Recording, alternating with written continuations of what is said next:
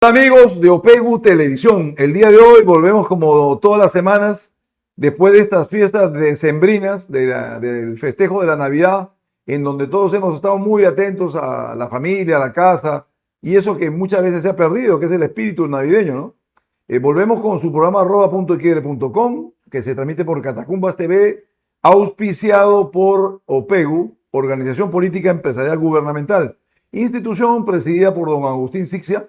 Es un personaje ya emblemático del Perú que fue quien nos llevó al Mundial de Argentina 78 y que además de eso fundó esta emblemática empresa TEPSA, que nos trasladaba por todo el Perú, inclusive por las carreteras de América Latina.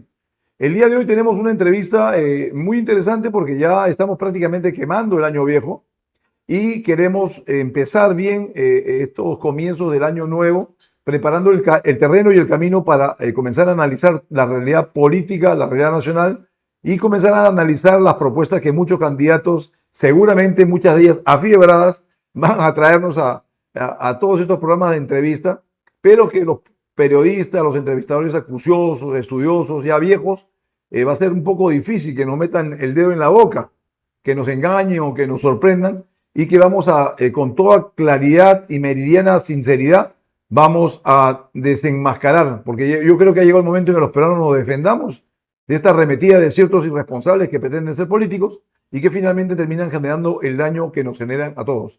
Tenemos a Ricardo Selvagio, una persona, un experto en temas de política, de desarrollo humano, de tecnología, quien el día de hoy nos va a ayudar a desmenuzar el panorama político y nos va a contar cómo percibe él que se viene desarrollando el inicio de esta campaña, porque ya tenemos prácticamente a todos en el partidor y ya no hay mayor misterio, ya se sabe quiénes son los que van a postular, de manera que esperamos escuchar de Ricardo esta clara y meridiana análisis sobre estos candidatos. Ricardo, buenos días, qué gusto tenerte en el programa.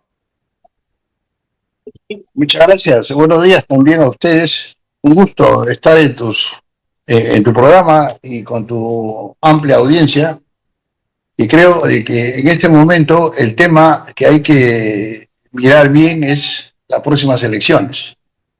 Y creo que estas elecciones son inéditas en la historia republicana de nuestro país porque 36 partidos políticos, yo creo que dentro de la historia de la humanidad no ha habido ninguna elección en ningún país que tenga esta cantidad de candidatos. Y el problema es ese, ¿no? Cantidad. Lo que necesitamos es calidad de partidos, calidad de candidatos, calidad de gobernantes, que precisamente ese es nuestro problema. Porque nuestra historia republicana ha estado gobernado por caudillos, por el corto plazo, por la improvisación. Cada nuevo gobierno es un nuevo empezar. Adolecemos de pactos y acuerdos que son la primera escala del desarrollo. La historia del desarrollo de los países que hoy son ricos empieza en algo tan simple y tan complejo como son los encuentros, los maravillosos encuentros, los diálogos y finalmente los acuerdos sociales. ¿Para qué son los acuerdos sociales? Para dos fines fundamentalmente. El primer fin de un acuerdo social en un país es fijar o reestructurar un orden político interno, legítimo, compacto, con gobiernos predecibles, eficientes y continuados. Ese es el primer cimiento político para que un país vaya al desarrollo. Y el segundo cimiento es una visión estratégica de acumulación de lo diverso para que sea la guía, el camino continuado que deben seguir los gobiernos. Y una visión estratégica es un plan donde se fijan objetivos humanos de cumplimiento forzoso.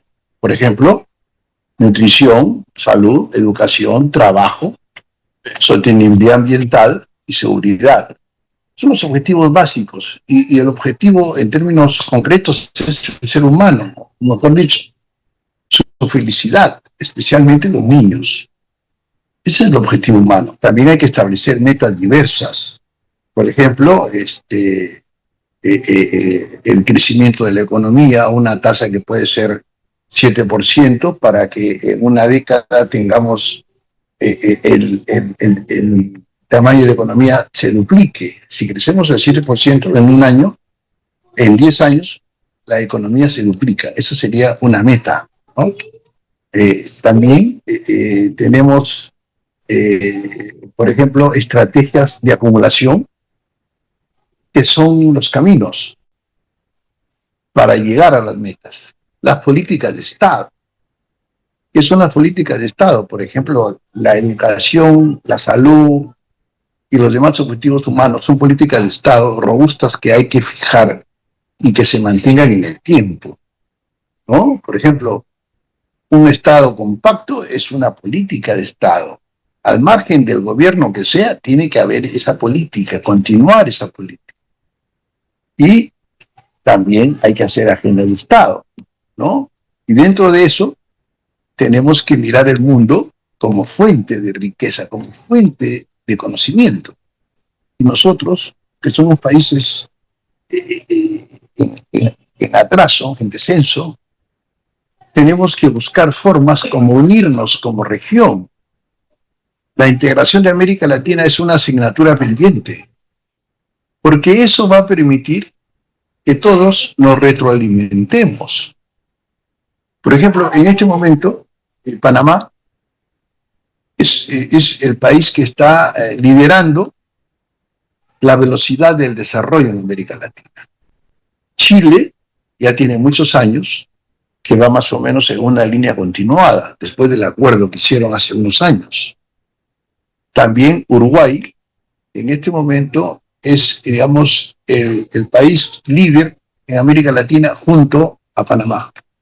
Costa Rica, desde que tomaron la decisión de Estado de desarme, evidentemente ese ahorro multimillonario de no comprar armas de guerra en un continente pacífico, se reinvirtió ese dinero en la salud, en la educación, y ahora Costa Rica tiene niveles de crecimiento y de redistribución interesantes, ¿no?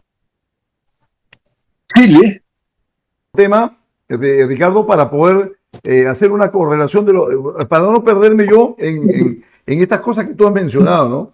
El tema de los candidatos, creo que es muy importante lo que has puntualizado, porque de una u otra forma nos demuestra la poca madurez política que tenemos como país y la falta de visión. Yo quería comentarte que yo viví en Venezuela 12 años, como probablemente tú sabes, y ahí también había sábanas electorales de esa magnitud.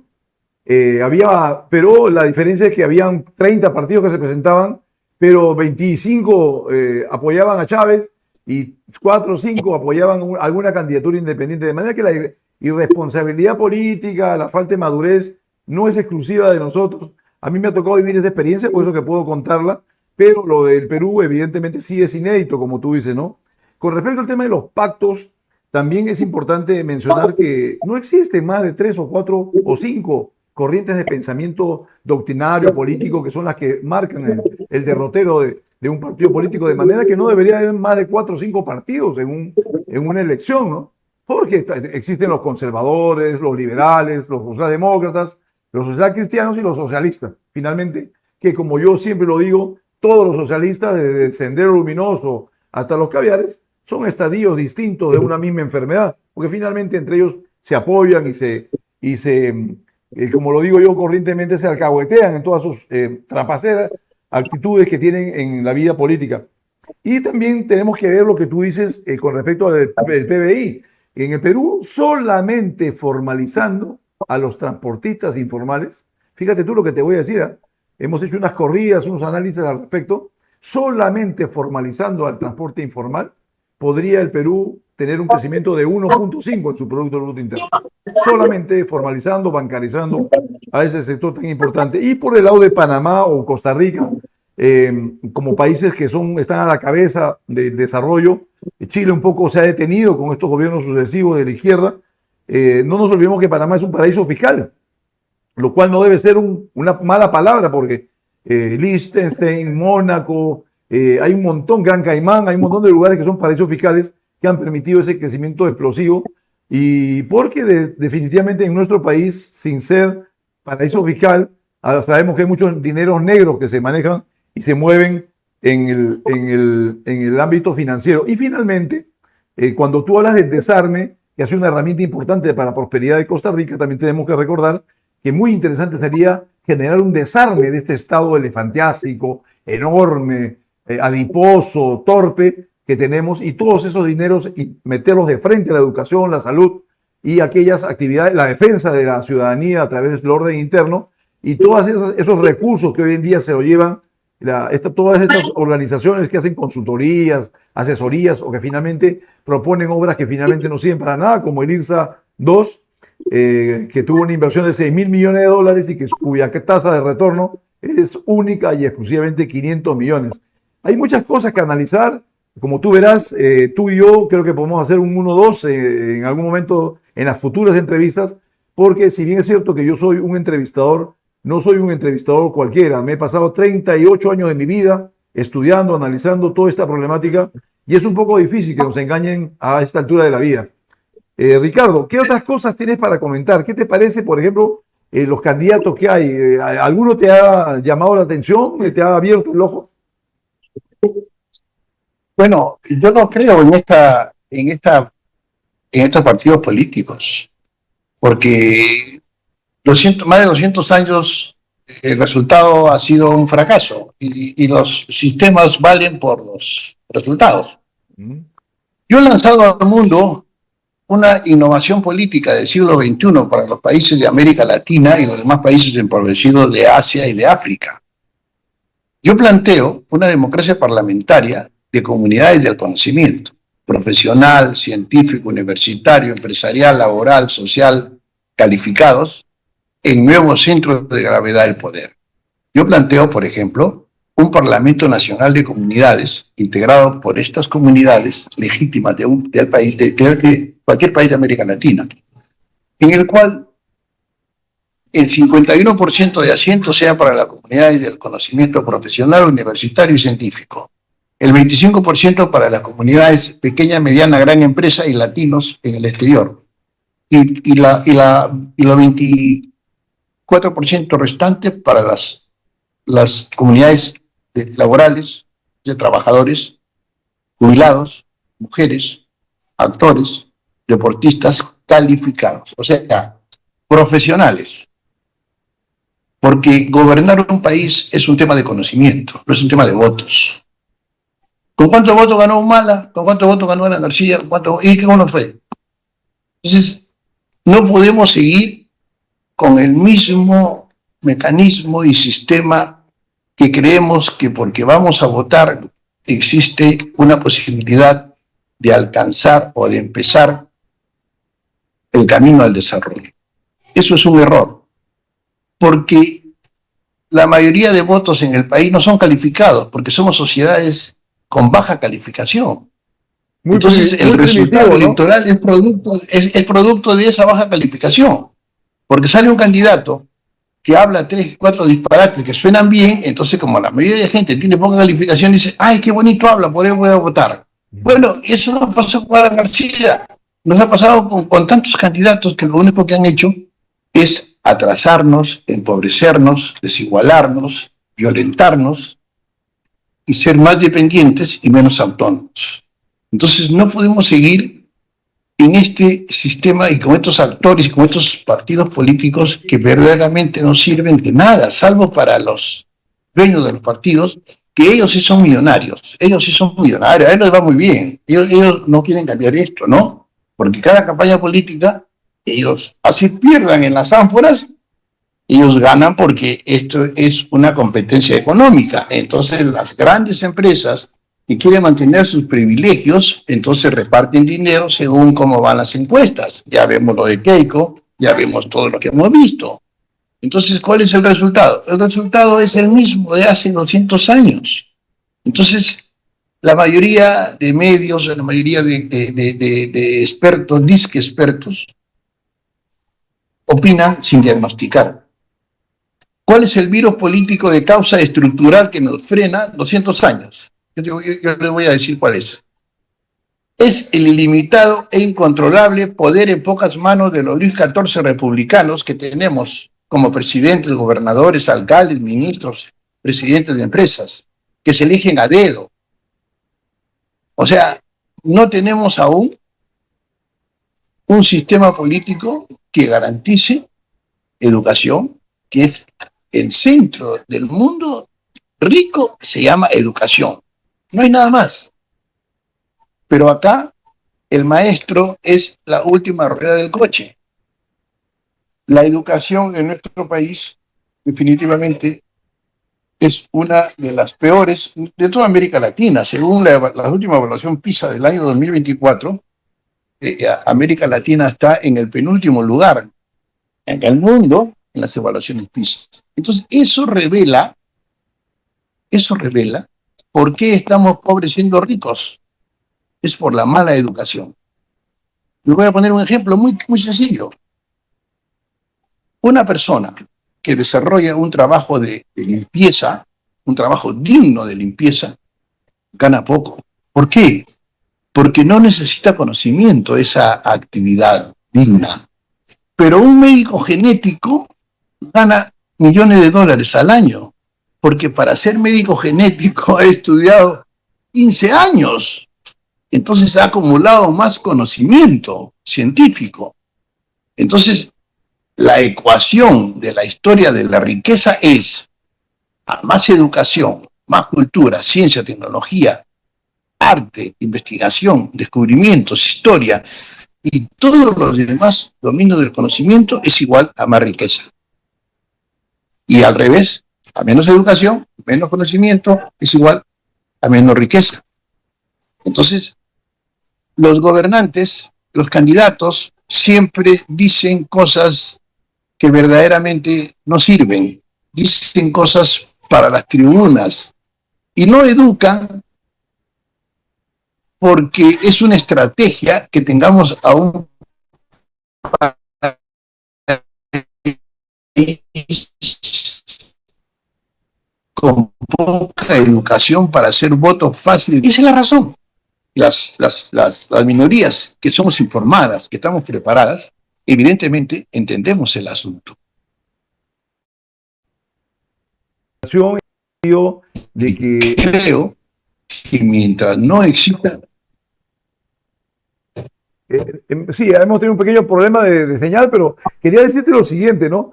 Yo suelo ser muy crudo siempre en mis análisis, en mis apreciaciones y yo creo que cuando un hombre está metido en el delito y quiere salir del delito, lo primero que tiene que hacer es reconocer que está mal, que tiene problemas. Un hombre que está en las drogas, en el alcohol o en cualquier actividad mala que hace daño a él, a su familia y a la sociedad, lo primero tiene que reconocer es que está mal y que tiene que cambiar. Eso es un hecho impajaritable, que hay que reconocer que no tiene un problema. Y desgraciadamente la sociedad peruana, yo te hago una pregunta, ¿qué sociedad elige a puro imbécil como político? Una sociedad de imbéciles. Bueno, eso es lo que desgraciadamente, pero la responsabilidad no solamente es de esos imbéciles, sino de aquellos que no somos capaces de convencerlos de votar correctamente. Así que la responsabilidad es compartida por parte de ellos, que son los actores activos de esta imbecilidad, y de nosotros que no somos capaces de involucrarnos en política para convencerlos de lo contrario, ¿no? ¿Qué opinas al respecto? No, mira. No, pero duele, espérate. ¿no? Duele, pero es una realidad. Mira, yo creo que tenemos que... Escúchame, por favor. ¿Quién hizo esas reglas que permitió que Castillo postule a la presidencia? Cuéntame, ¿quién hizo las reglas? Los descerebrados políticos que no les interesa el país, que solamente quieren robarse el destino. ¿Pero quién vota por ellos? Porque, ¿quién los elige? Mira, no, pero escúchame pues. Para que tú seas gerente de una empresa, cualquiera que sea empresa privada, te van a exigir que tengas estudios de posgrado, que te van a exigir que tengas experiencia en gestión. Pero el sistema político peruano, el único requisito para ser presidente es respirar. Si tú respiras, puedes ser presidente. Ahí está Castillo, ahí está García, ahí está Fujimori, ahí está Toledo. Toledo nunca ha gestionado nada, nunca. Una cosa es investigar y otra cosa es gestionar un país con miles de problemas. Entonces he escuchado que un presidente ha dicho vamos a hacer un acuerdo porque necesitamos la suma de esfuerzos y de capacidades. No, acá el que gana se agarra todo, se agarra todo, nombra a dedo y cada ministerio es un negocio. Para ellos no es la felicidad humana el objetivo de su gestión, no, es negocio. Fíjate, yo postulé el año 2000 al Congreso por un partido que no menciono por higiene. Y yo primera vez que me postulaba porque quería que mi pueblo, Cayatí, sea provincia, para tener hospital, tener universidad, senati, etcétera, etcétera. Entonces yo en las reuniones, yo escuchaba que no hablaban de la educación, que no hablaban de la salud. Entonces yo le decía, oye, hay que hacer un plan para erradicar la pobreza lo antes posible. Al principio, como no había mucha confianza, no me decían nada, pero tampoco ponían en la agenda eso. Hasta que un día me dijeron, con el respeto a los televidentes, me dijeron, Ricardito, deja de joder con la pobreza. Lo único que queremos es llegar a tener la mayor cantidad de parlamentarios para que nos den 2 ministerios. Eso me dijeron. ¿Qué significaba eso? Queremos robar, no queremos otra cosa, no nos interesa la pobreza. Y eso sucede con todos los partidos. Un pedazo de la torta. Nada más. O sea, el resto que se joda, disculpando No, está bien, hermano. Yo creo que ha llegado la hora de hablar claro. A la gente que nos escucha, le gusta escuchar ese tipo de gestos porque entonces, es cuando uno habla con sinceridad, mira, ¿no? Le sale de lo más profundo del corazón. Mira.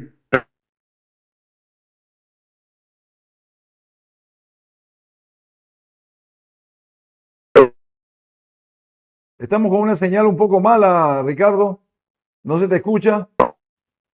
Pero vamos a hablar de soluciones. Yo te decía que de comunidades como primer poder del Estado, te decía, ahora sí.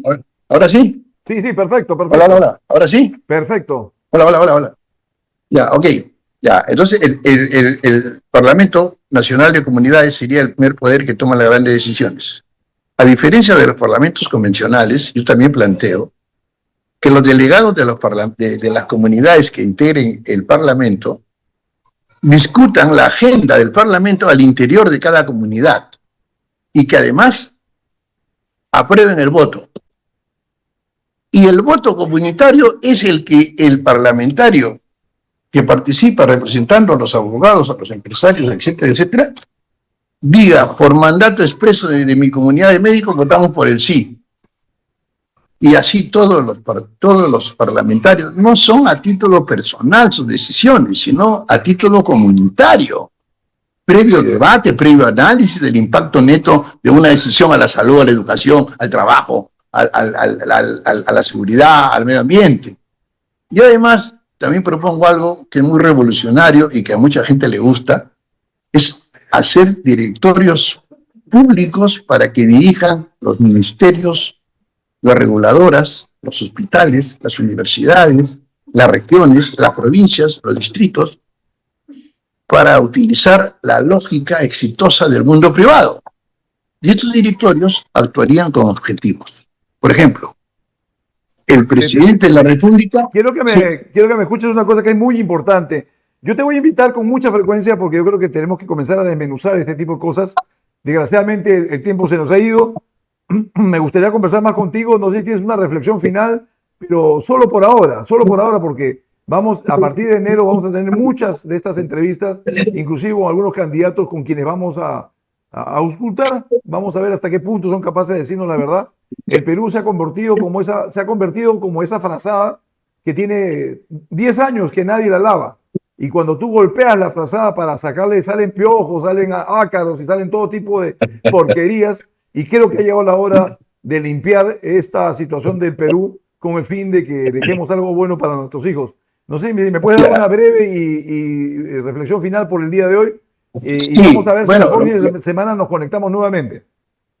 Perfecto. Mira, para despedirme quisiera decir a todos los partidos políticos que estoy a disposición de ustedes para que mi propuesta sea parte de su plan de gobierno del partido con quien me ponga de acuerdo. Porque el sistema que he creado no es para mí, es para ponerlo en práctica. Entonces, los partidos políticos que tengan interés, yo encantado de conversar, arreglar, y que esta propuesta de una democracia parlamentaria, enjambre de participación y colaboración de las comunidades del conocimiento, sea el plan de gobierno de un partido serio.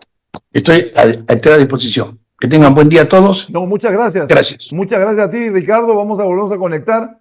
Esperemos que finalmente el Perú se enrumbe por la vía del éxito, de la prosperidad, pero eso va a requerir de, como te digo, de darle una buena patada a esa frazada llena de piojos y de liendres, que es necesario poder limpiar para que el futuro, nuestro sueño, el sueño de nuestros hijos se cumpla como debe ser.